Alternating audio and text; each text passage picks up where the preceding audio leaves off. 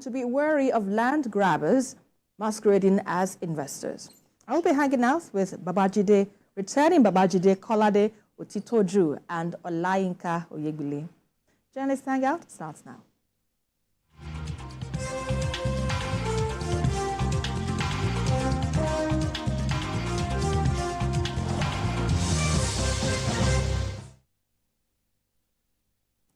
The last is yet to be heard about the recent protests which degenerated into anarchy in some parts of Nigeria.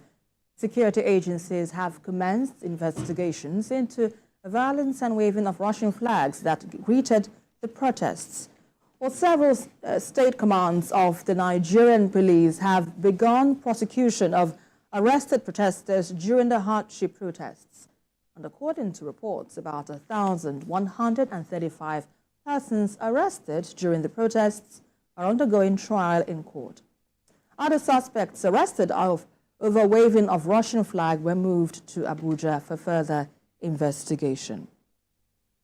BKO, let me greet you personally. Welcome back to Lagos studio. Good to see you here again. Let me thank you personally for having me. That's nice. All right, first off, let's look at, we understand the Constitution, section of the Constitution guarantees a right, to protest. But then again, what you make of the trial of these protesters? Do you think perhaps it undermines the constitutional right in any way? No, it's a very good thing to put them on trial. What we saw in the name of cost of living protests was a show of shame in some parts of the country, especially Kano, where the protests degenerated into an orgy of looting. I do not see anything wrong in people who are hungry protesting. It's a normal thing. Given the hunger in the land, protest was necessary, at least to get our government to know that, look, things are not easy for our people. So that if they were under an illusion that, look, Nigerians are not really grappling with some of these existential issues, at least the protests sent a clear message. And I, at no time, said don't protest. What I opposed was the idea of protesting in the way the organizers conceived it. The organizers wanted to protest by parading the streets of our country.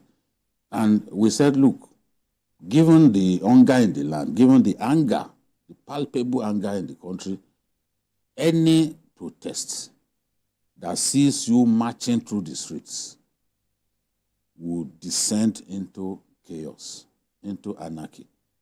That was what we warned about, and it happened. But when you warn people about it, they say, oh, he's defending Tinubu, he's a Tinubu slave, he's defending Tinubu. But what have we gained? Look at the city of Kano. They've set that state back. And the governor who said, look, protests are welcome, let them come, he will receive them. They put him to shame.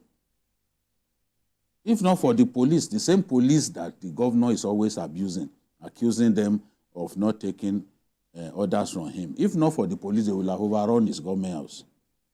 They will have looted everything in the government house, including his bedroom. So we have to be careful what we want. The Constitution guarantees the rights of the people to protest, but it also sets limitations to those rights.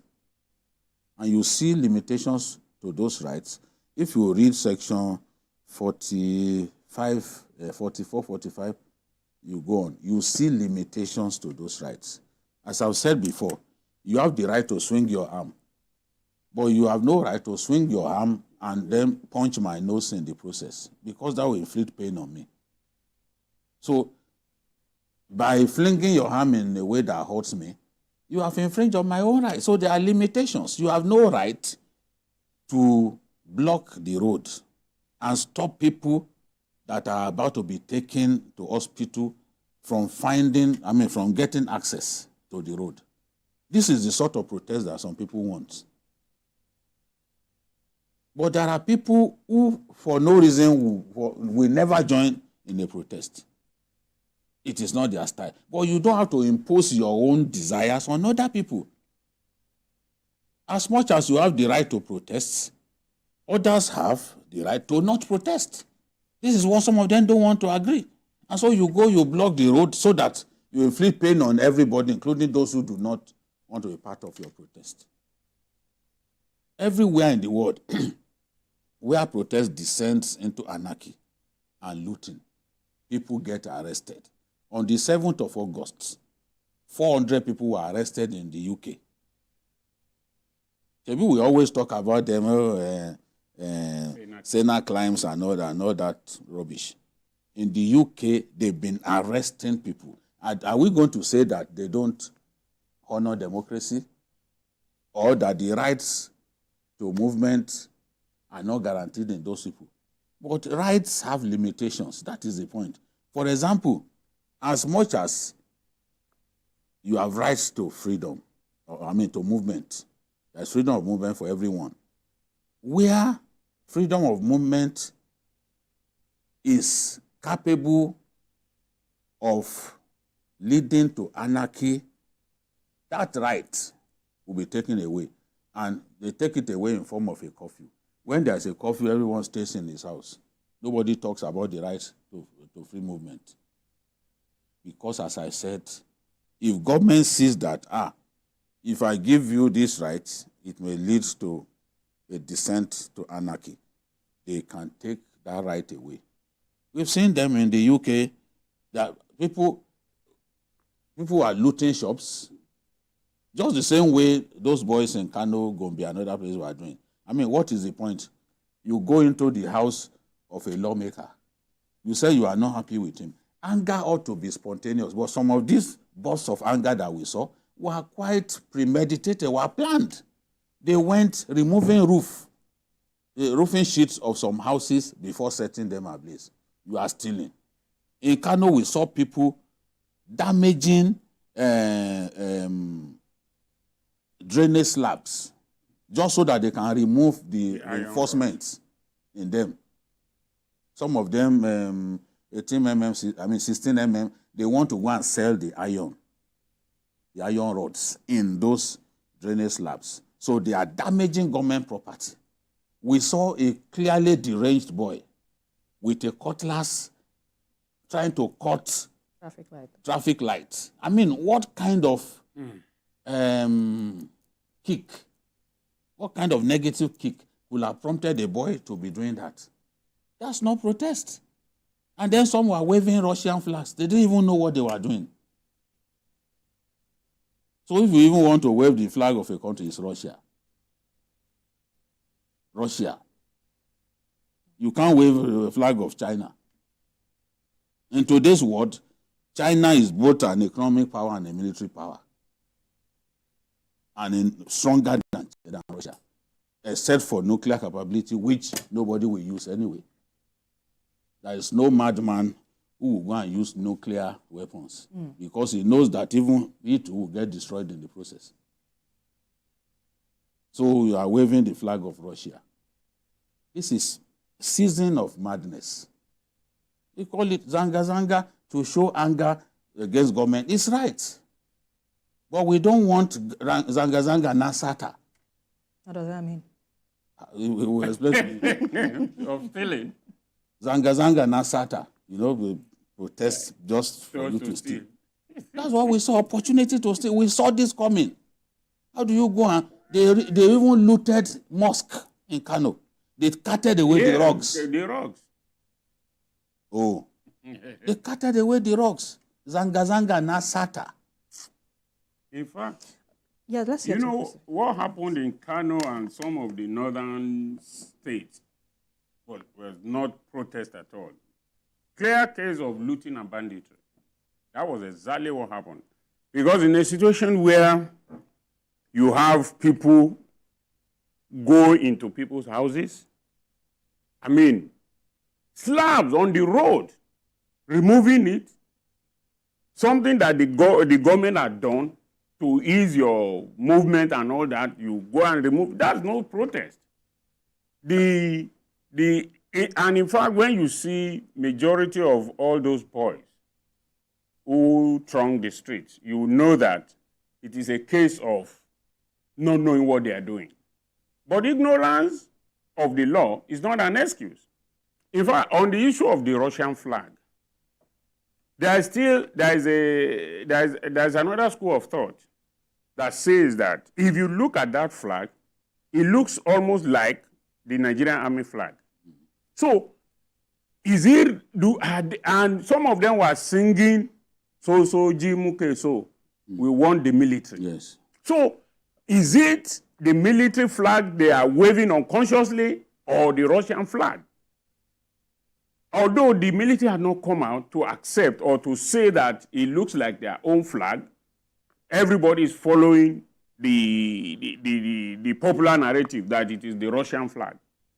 So we need to contest that. Is it, because most of those boys, if you ask them where is Russia, majority of them don't even know. Maybe they are even hearing the name Russia for the first time. So the issue is, what happened in those cities were not protests at all, but clear case of looting. People who wanted to loot, it also sends a signal. We said something like this last week.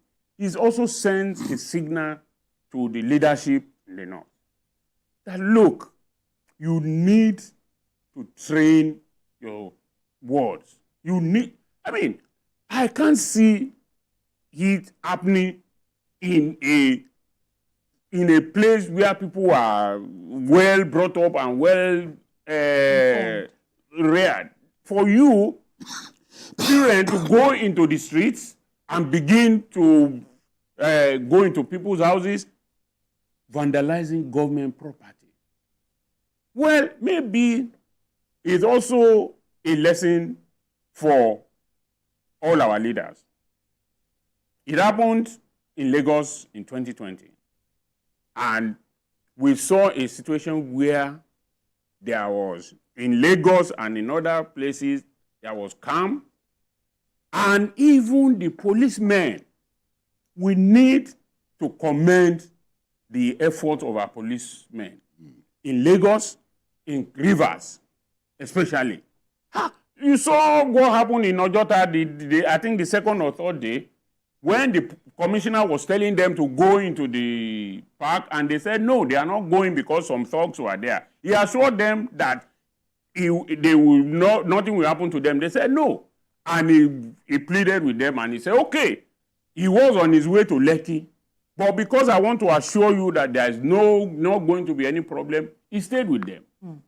And these are people who really had what they wanted to do. But in that case in Kano, they were just small Uchins running around, and we also need to also commend the police there too. Right. Because if the police had come out, what we are saying now is not what we'll have said. Right. So before it happens next time, we always appeal. And I also believe that the organizers, or whether they are known or unknown, will have learned their lesson. Right. You have good points, but you can never predict. You know the beginning of a fight, you will never know the end. So, yeah, indeed. Well, while you commend the efforts of the Nigerian police, yeah, I will also raise a concern that there were reports of live ammunition now being used against unarmed protesters. Babajide, how do you think authorities now should manage demonstrations like this without crossing the line of, into repression, so to speak? Yeah, there is no reason to use live ammunition in quelling a protest. But where people flagrantly loot other people's properties, they are inviting extreme measures on the part of the security forces. And it's not only in Nigeria that it has happened. If you are looting and you call that protest, they will fire at you. Mm-hmm. But there should be a way of handling protesters instead of live. They are not protesters. looters are not protesters. Let's make the record straight. Those ones are not protesters. People who set out simply to loot. Look at, there is a supermarket on the way to the government house in Kano, Barakat. And then a pharmacy. Beautiful place. And then a pharmacy. They looted it completely. There was a person who was filming his shop being looted. I mean, I warned before this protest that many Nigerian business owners do not insure their business premises. So when you loot in this manner, you've ruined their lives. You loot, you set up, you've ruined their lives. Some of them will never recover. Some of them will die of complications arising from hypertension and all that because you've destroyed their lives. So people have no reason to loot. And people have no reason to endanger the lives of security forces. If they endanger the lives of security forces, those guys will do whatever it takes to secure their lives, to stay alive, including firing into the air. I don't think that people will deliberately fire at protesters. Okay. Sometimes to disperse them, you have to fire into the air. Maybe when they hear the sound of gun, they start running. But stray bullets can then kill people in the process. If they fire directly into the crowd, there will be so much fatalities. We won't be talking about maybe less than 20 people dead. We won't be talking about that. We'll be talking about people dead in hundreds. AK-47 fired directly at human beings. Even when fired directly at a car, or even an aircraft, you can bring down an aircraft with AK-47. It is that powerful as an assault rifle. So imagine firing it into a crowd. You kill so many people. The policemen showed tremendous restraint. You can imagine in Kano, if they were to descend heavily, because some of them were being stoned. They were being stoned. The looters, because I won't call them protesters. The looters were stoning them. I won't call them protesters. I'm not a fool. You see those boys and 9-year or 10-year, I call them protesters. How are they protesters? I'm not going to be, just the same way I would not agree that it's a nationwide protest. No. People calling nationwide protest, they don't know the meaning of nationwide. More than a quarter of the states in our country didn't get involved in that protest. So how is that nationwide? Nationwide must, a whole geopolitical zone in our country, they didn't protest. They didn't participate, And you still call that nationwide. So it was wrong.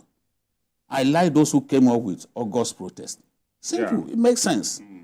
Don't call it nationwide when more than a quarter of the states in our country didn't protest at all. So I disagree. I think also... And those boys, I will not call those boys protesters. No. Those boys were looters. No. They came to steal. It's also a wake-up call for our security agencies. We need to invest more on rubber bullets, and there is this water cannon fire. They were firing hot water cannon. They didn't restrain them. If hot water cannons, if they spray... They were spraying it at them. Go and look at the videos. Those boys kept coming. That means something... Didn't you see some of the videos? They were firing water cannon at them. Because if you have that... More or less, their actions were justified. You have to say, more like their actions were justified. No, you see... As in for them to take live ammunition. Is that no, I'm not. I will not support the use of live. Yes. You can fire into the air to scare people. But collateral damage happens sometimes. I'm not, as he said, I remember the man I don't think it was a direct fire. No. I remember a man who, during his wedding ceremony, he said they should give him 21 guns. Yes. He was killed in the process. The groom. He wanted 21 guns salute. But before they reached 21, bullet hit groom. Groom died. So these things, collateral damage happens. You know? I remember a policeman in a viral video saying, look, if you shed the blood of any of my policemen here, he swore to God that he would take people's lives. Because they were really provoked. Yeah. It's not easy. It's not easy. It's not easy. You see the crowd coming at you, you are their target already. Because where they want to loot, they know that you will stop them.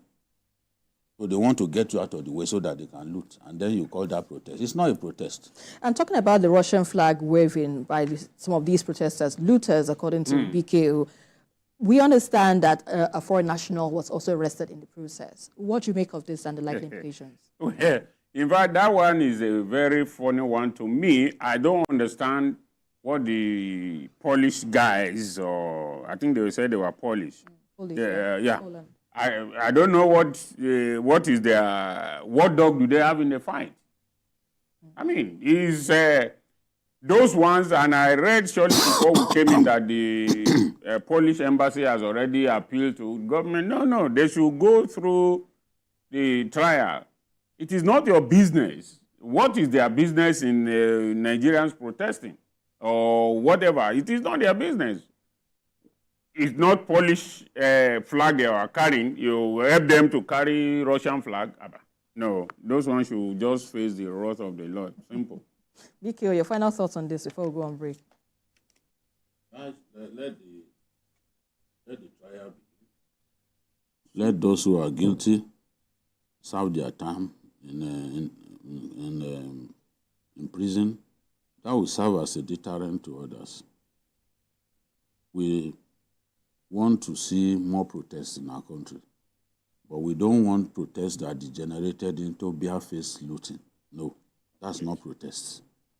It's just using the vehicle of protest to relieve people of their properties. And whoever has experienced this kind of thing before is the only one who can tell the story. Look at Admiralty Way, all the business premises there. During NSAS, they looted them completely. They went to ShopRite, looted them, looted ShopRite. Surulere, looted. They wanted to loot Computer Village. But my Igbo brothers, I've known them in Kano that they would defend their property to the last drop of their blood. Yes. That was what saved them. They were firing into the air. They brought enough policemen. These boys couldn't overrun Computer Village. The policemen were shooting and shooting and shooting. Those boys got tired. They gave up the fight. So nobody was able to loot Computer Village. If they had looted Computer Village, God forbid, do you know how many lives would have been ruined? A lot. So let's bear this in mind. As much as we want people to protest, protest is a very good thing. Let government know. Because it's possible for some people in government not to know the extent of the pains that people are going through. It's possible for them not to know the damage that the very poor value of the Naira has done to businesses, has done to people's lives. We need protest. But protest must happen within the ambit of the law. And in any jurisdiction where people step out of line in the name of protest, as I told you, on August 7 alone, 400 people were arrested in the UK over protest. So it is not Nigeria alone. It is not. So all of those people who make it look like, to arrest looters is a bad thing. To clamp down on looters is a bad thing. It happened in the UK. They clamped down on them. And no, those who are saying that if the shoe were to be on the other leg, they would know. You don't support looters. Yes. If your property gets looted, where do you start from? Yeah. And you did not insure it. Even if you insure, the insurance will not give you the exact worth. It don't give you the exact worth. Yeah, so in other words, protests are welcome but should be done within the ambit. Yes, and protesters must know not there are limitations. Absolutely. There are limitations. The law states that there are limitations even to the right to protest. Yeah. They must know that. All right, you're still on to Journalist Hangout. We have more discussions coming up after this break. Stay with us.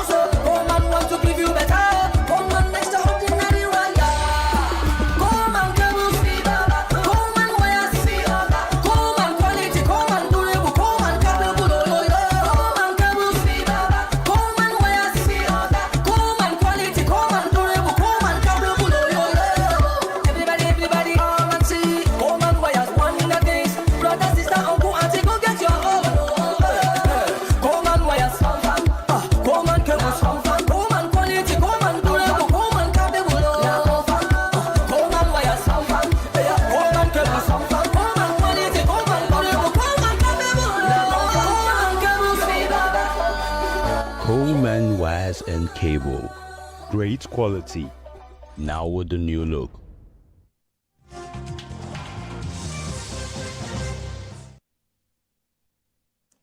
You're still on to Journalist Hangout. Now, to our next focus, the government is a continuum, and one of its core duties is provision of improved welfare for citizens. The tension between the management and staff of the Nigerian Meteorological Agency, NIMET, leading to frequent clashes with labor unions over unpaid arrears dating back to 2019 has been resolved. President Bola Tinubu waded into the issue of the unpaid 45-month minimum wage arrears predating his administration. As such, the federal government cleared the outstanding arrears, and members of the staff of NIMET, represented by the Joint Action Committee of the unions, expressed appreciation to President Tinubu for the intervention in ensuring payment of outstanding minimum wage arrears from 2019 to 2022. PK, it's a laudable achievement, don't you think? Yes, the welfare of workers should be prioritized. I thought it was only state governments that were refusing to pay the full complement of the minimum wage. I didn't know that there were some federal establishments and agencies that were actually guilty. It's a long time coming. It's been a long time coming, but this government stepped in and decided to pay. So it's credit to them. The same way that this government inherited forex backlogs running into billions of dollars. And it was one of their first priorities to clear those forex backlogs.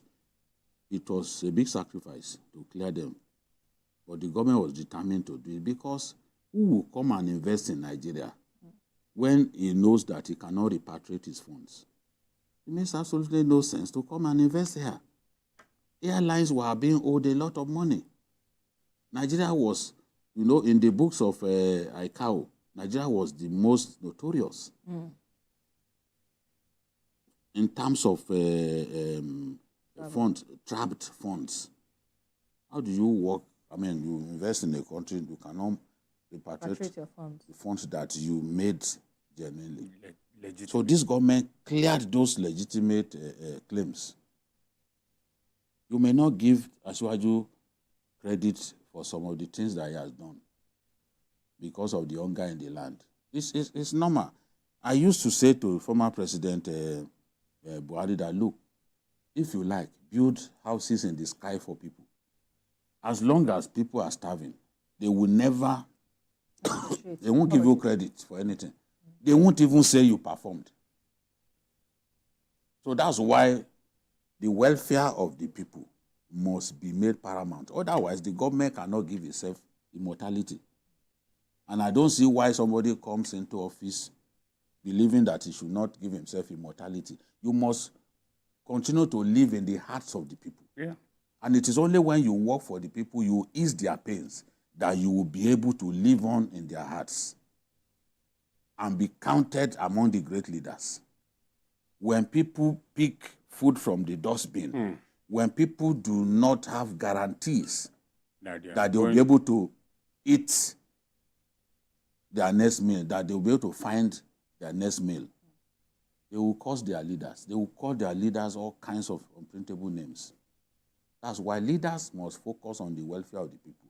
Other achievements, no matter how gargantuan, you can build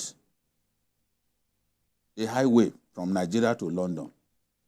As long as if the dominant theme is hunger. As I said before, the most popular word in Nigeria today is hardship. Yes. You are not going to find any other word frequently used in the newspaper and everywhere like hardship, because that is what hurts the people.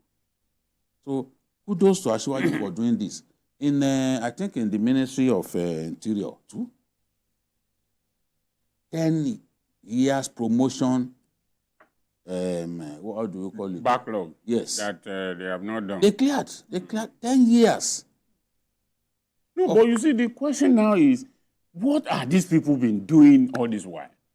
Is it that the money for this were not voted? Because we shouldn't just look at it that, okay, government has done well in clearing it. Right. But we need to look at, was this money Not budgeted for. paid? It was not budgeted for. If it was not budgeted for, if fine. there's If it was implementing- budgeted for, because the government must also look at that issue.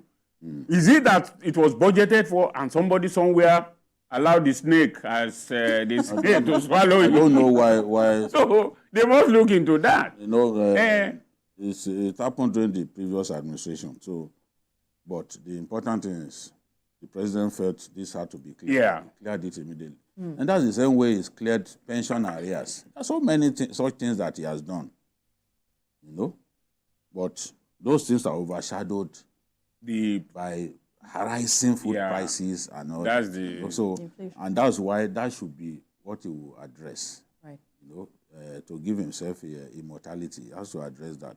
Otherwise, all those things that he's doing, It will not There be are clear. lots of people will not problems. remember. Yeah, When yeah. you even talk to them about it, they don't want to listen. Yeah, but getting your position on this, Lainka, you know, this, how might this, will I say, long-standing issue now perhaps affect, will I say, the morale or trust within government agencies? Because this took since 2019 till date, or till 2022, if I would say. How would you think this would affect the trust of the employees of these agencies? You know, that was what I was saying in one of the programs some time ago, that people are tired of promises. Right from 1999 to now, all the former presidents we've had, everybody has been promising this, reforming that. At the end of the day, we are still back to square one. So what people are looking at now is, what are the concrete achievements you can make that people will be able to point to? And we are heading towards it. It is painful, and because of the rot that is on the ground, it might take a long time for it to be achieved. But you see, an hungry man is an angry man. Most Nigerians today are not interested in the fact that the present administration is trying to clear the rot of the yesteryears. As we said at the beginning of the program, government is a continuum. Right. So, as far as Nigerians are concerned, what they need now is, how do we get out of this morale? Yes. And the way to do it is, yes, clear the backlog. Also, don't forget that people are also looking at the immediate gain. It may not be too immediate, but people must be told, or people must have that confidence that, yes, we are seeing that you are taking the right step, but we want it to be faster.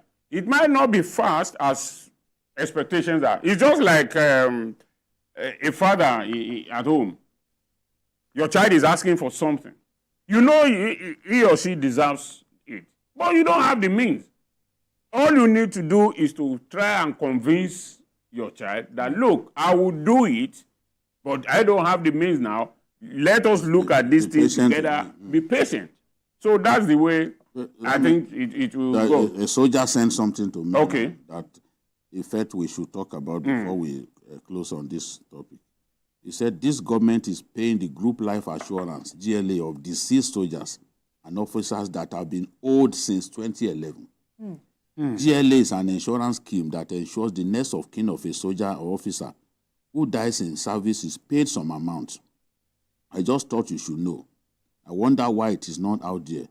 You could double check with your people, sir. Wow. So it's part, yes, old since 2011. This government has come and is paying the group life assurance of those soldiers, so that at least their next of kin can have something to fall back on. So I also think the information and communication machinery of the government has to improve. It has to improve. Certainly, they have to do something more rather than just. They have to be more aggressive. Absolutely. Okay. All right, let's quickly move on to our next story, where for the people of Ekiriade in Ijumo local government area of Kogi State, the presentation of the staff of office, the Akinri Oba Johnson Kolade Otitoju, to stamp his elevation to first-class monarch represents historical and cultural rebirth. At the event in Lokoja, the state governor, Ahmed Usman Ududu, called for improved collaboration with the traditional institution to accelerate development and promote peaceful coexistence among the people. The governor, who urged traditional rulers to help secure their domains and attract investments, cautioned them to be wary of land grabbers masquerading as investors in different communities in the state. Well, let's share the story by TVC News' Abidat Lawal with you.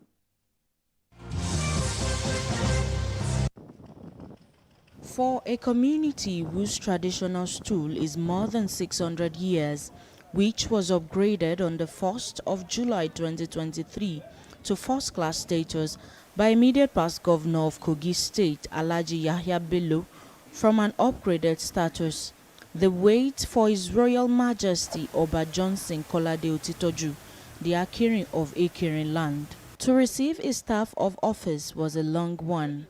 On the 9th of August 2024, the wait finally came to an end. The people of Akinri community and Ekiriade in general mobilized at dawn for the 2-hour journey to Lokoja, the state capital, to witness the epoch-making presentation of staff of office to their respected king.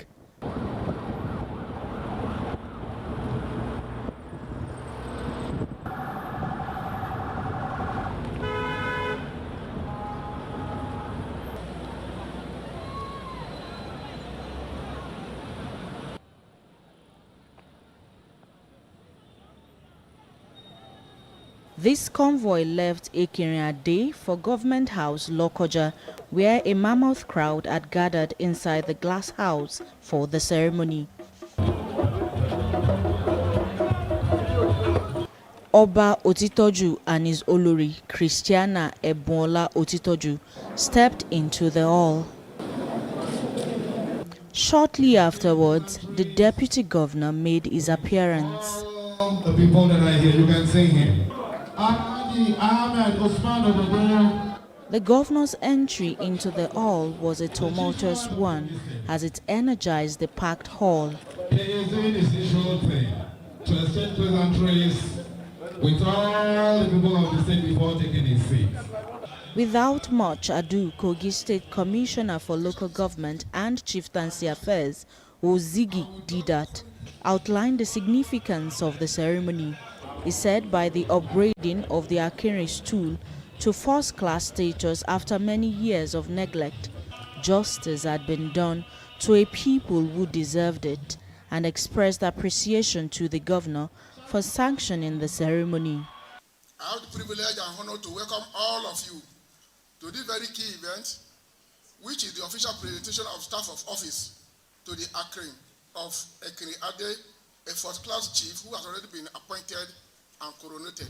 The emergence, appointment, coronation, and eventual presentation of staff of office to the first-class chief, the Akinri of Ekiriade, represent a sincere and courageous step to give justice to the people that truly deserve it.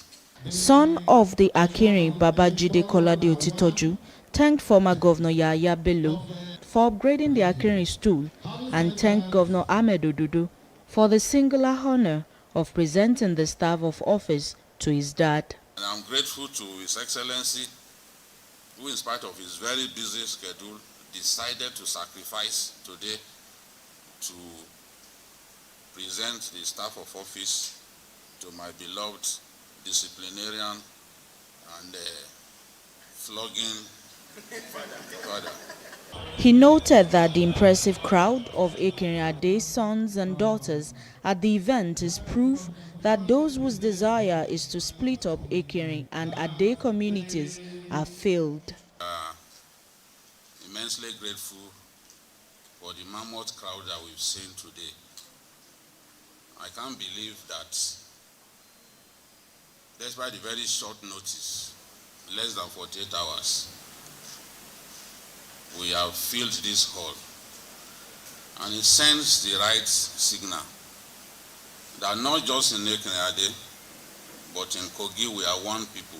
And I have no doubt at all in my mind that those who have made a career out of trying to divide us, they can see today that they have failed. On a jocular note, he spoke about Oba Otitoju's commitment to discipline and integrity, especially during his long career as a teacher from 1952 to 2007. A wonderful teacher, a disciplinarian, whom I recall flogged me relentlessly. I always say it at every opportunity because what we become in life, who we are, is a product of the home training that we got. When you have both parents who are teachers, you know you are in trouble. There were occasions when my dad would beat me. My mom would try to step in and say, no. He would say, but when you were beating him yesterday, did I stop you? Governor Ododo praised the Ekene people for their rich tradition, heritage and culture. He urged them to cooperate with their king to ensure smooth running of the community. I congratulate the people of Ekene at home and abroad for having an Ekene that can hold its own anywhere in the world. It is our hope that the Ekene will uphold the rich history, culture, and traditions of the great people of Ekene. Lorraine is expected to herald a new vista of development for Ekene land and usher in a new era of prosperity. The governor was surprised that the king could mobilize a big crowd at short notice. He urged him to create an enabling environment for investment, but must be wary of selling their lands to land grabbers masquerading as investors. We are recalibrating our land administration process in the state. We implore our royal fathers to cooperate with us and not to give land indiscriminately to land grabbers disguising as investors. He harped on the disciplinarian side of Oba Johnson Otitoju and noted that by sticking to one wife, the Ekene is a role model to him. As a teacher and as a father, we will continue to learn from you. And as your student, I am enjoying what you are enjoying today. If you don't know, look at Baba and his wife. Baba married one wife. I married one wife. So, we are all students. You have enjoyed Baba when he was a teacher. I am enjoying him as the president and the leader of one-star general. Johnson Kolade Otitoju, Ekene of Ekene. Do solemnly swear. Do solemnly swear. Then came the appointed moment, the presentation of staff of office to Oba Johnson Kolade Otitoju, Egbolono 1, the Ekene of Ekene land.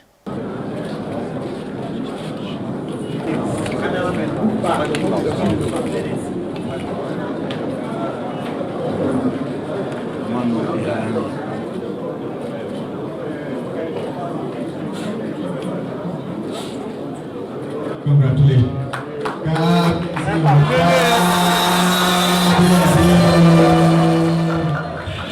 Thank you.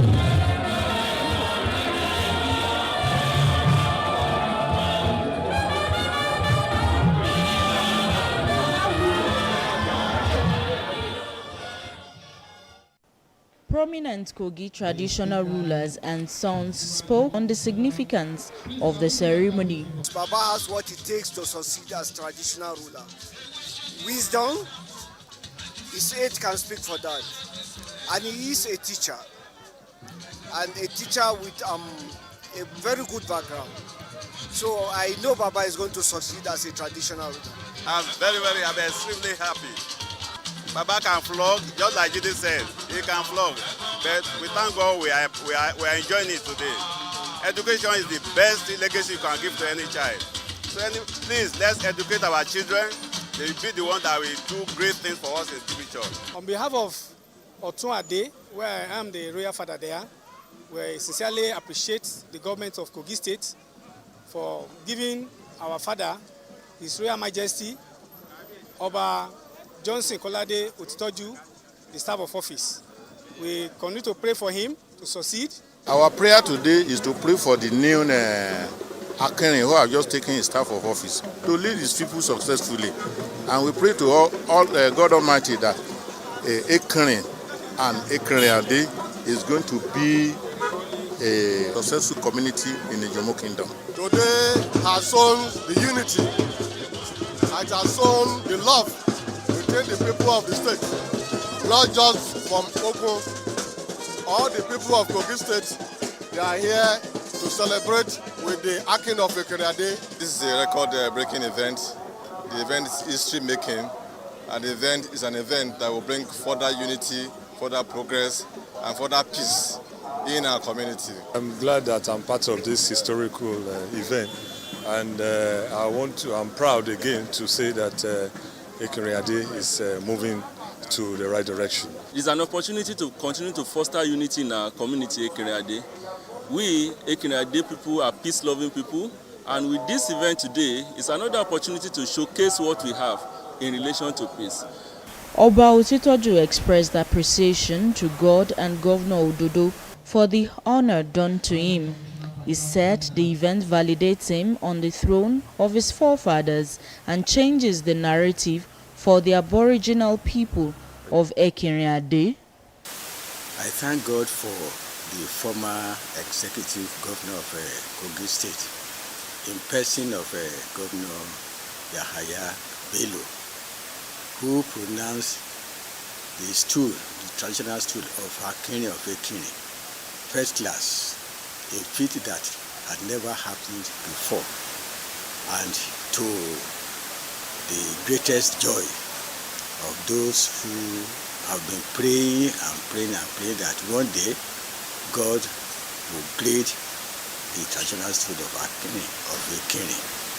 And so what happened that day is just a follow-up of the good thing that the former governor did for Akerin people in Akerin Ade. So I am grateful to God again and grateful to our executive governor, Haji Ahmed Usman Ododo, for giving me this type of honor which Akerin people will continue to cherish and be proud of.